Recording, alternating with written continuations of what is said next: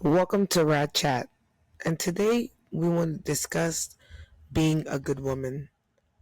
Personally, for me, I do not like to be considered a good woman, an obedient woman, or a docile woman. I feel like this mentality is very dangerous for women, and I will explain myself using the Madonna dichotomy. First, let's start with what is the Madonna dichotomy. The Madonna dichotomy slash whore complex is the way that patriarchy allows women to exist, right? You're either the innocent, docile, wholesome wife everybody loves in a community. Someone like Kiki Palmer would be an example. The Beyoncés of the world, the motherly type, the ones that everybody loves in the community. She's such a good wife. She's so obedient. Um, every woman should try to be like this kind of woman, right? That's the pitch that's sold. The virgin, let's call the virgin image, versus the other woman who is considered to be the Jezebel image, the whore, the one that women should not try to be like and need to quite frankly stay away from. And she is the root to all evil, essentially. And patriarchy does this thing where it puts women against each other, depending on which side of the spectrum you're on.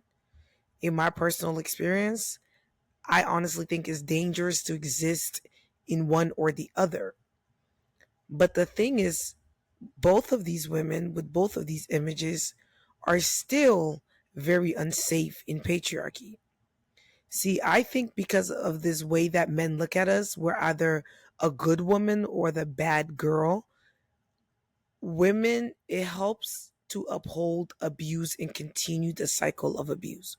Women constantly find themselves in abusive relationship regardless of which one of these umbrella or which side of the spectrum they're on.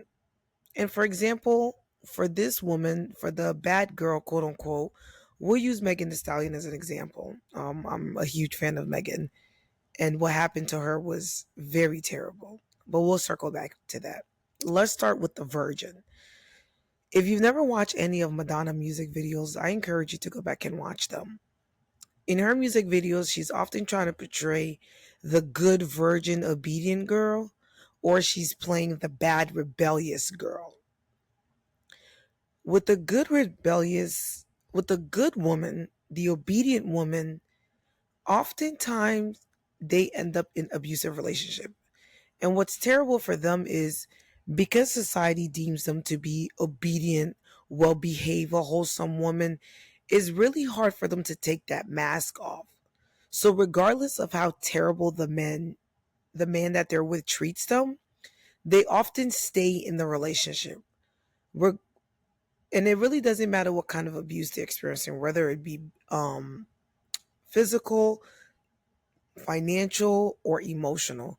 Quite often, they are so afraid of what the world would think about them or how the rest of society will see them, to the point that even if the man is terrible or just simply not up to par, they will still do their best to make this relationship work.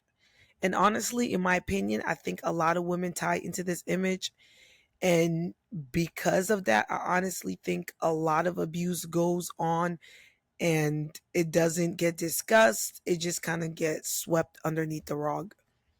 For example, I want to use Kiki Palmer. Now, everybody loves Kiki Palmer, a woman of the community. She's funny. I mean, we grew up watching the woman. She's amazing. She's with this guy. They have a child together. Next thing we know, she has the baby. She's at an Usher concert, having a good time.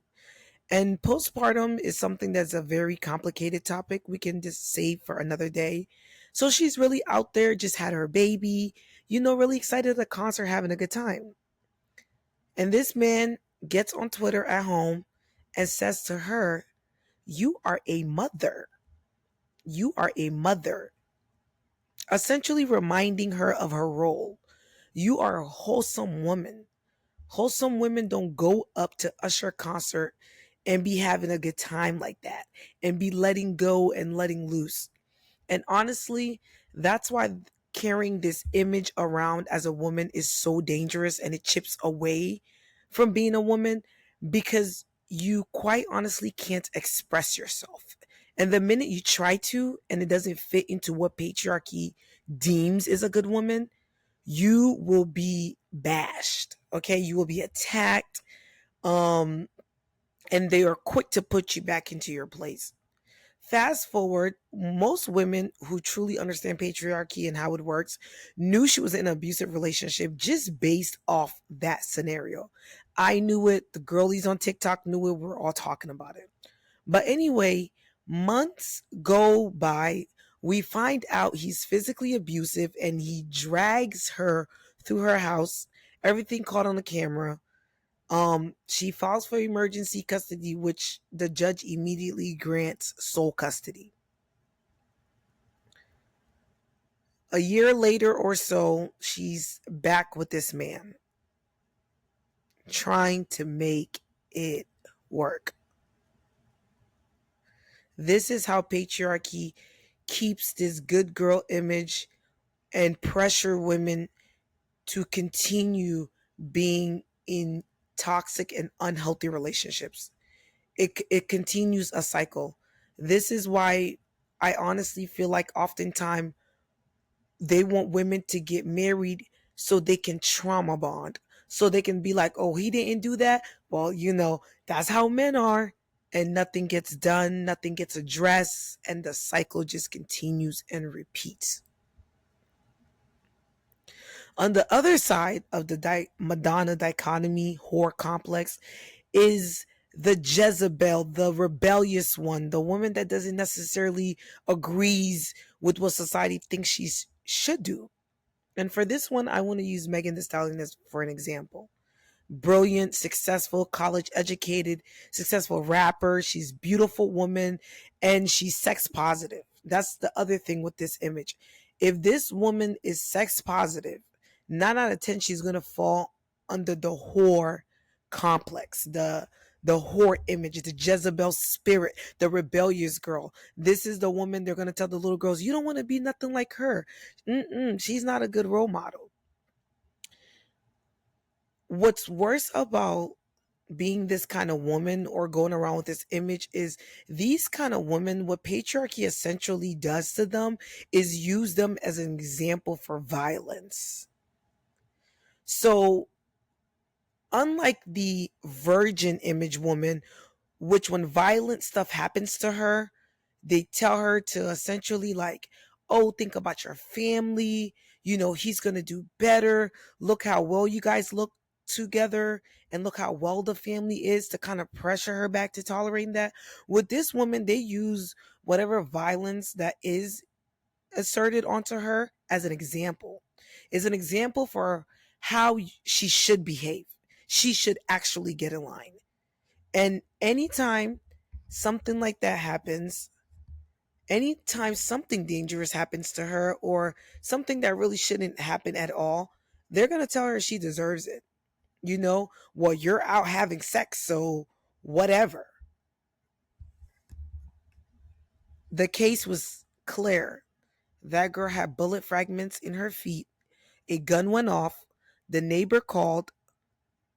The state of California picked up the case because he was on probation and he was carrying a weapon in a country where he wasn't even a citizen. And somehow the blame was all put on that girl. And because she liked twerking and raps about enjoying sex, she deserves it. And to watch the entire hip hop community of men just rain down on her, thunderstorm on her, call her all the illest name in the world was just insane. And to this day, they still hate her. And a lot of men, unfortunately, truly believe she deserves this. And she's an example. Well, she just be worried about fucking, so what? She not a good influence for the young ladies, so who cares? And you see how violence gets passed on to her and nobody worries about it. So ladies, I encourage you to take ownership in your image. You as a woman is very complicated. Womanhood is a complex thing. You're operating against patriarchy, and also we're not even in our natural setting. We've all been programmed to believe in a system that's 100% against us. So ask yourself, the image that you're truly trying to attain, is it really worth it? Is it worth who you are? Is it worth all the parts of yourself you have to compromise? I want us to really take a time to think about this. That's why, for me, I personally don't want to be considered a good woman, a behaved woman, a docile woman. I don't want to be shamed into tolerating someone treating me like completely crap in the name of keeping the family together. Or this is what a woman is supposed to be. This is how a woman is supposed to act. And the funny thing about patriarchy for me is, how can a group of men tell me how I should act as a woman? As a woman, the word man is at the end of woman. You are a suffix, my darling. And because you are a suffix, I do not believe you should have power or dominion over what I should be perceived as. And I want women to truly think about the images that they carry. I have no interest in being the box. I have no interest in being called a whore or a good girl. I have the interest in being called whatever I feel is best for me. And never let a man define your image.